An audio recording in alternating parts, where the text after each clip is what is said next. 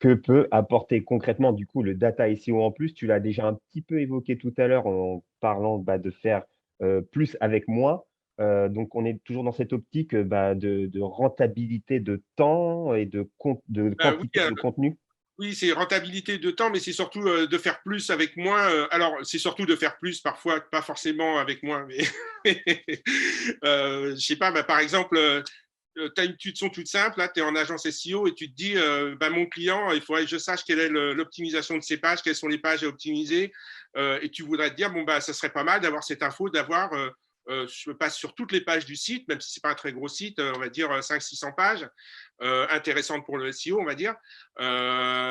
Et quelles sont celles qu'il faut que j'optimise. Si tu te mets à faire ça à la main, c'est juste absolument impossible. Donc là, c'est même pas la question de savoir si tu vas le faire de manière empirique ou si tu vas le faire de la data SEO. Si c'est l'empirique, c'est foutu, tu le feras pas. Tu verras que sur quelques pages, tu prendras des échantillons et puis tu diras, ben, votre site n'est pas très optimisé. Tu te baseras peut-être sur les résultats de Google en te disant, il y a plein de pages qu'il n'aime pas, donc on estime qu'elles ne sont pas optimisées.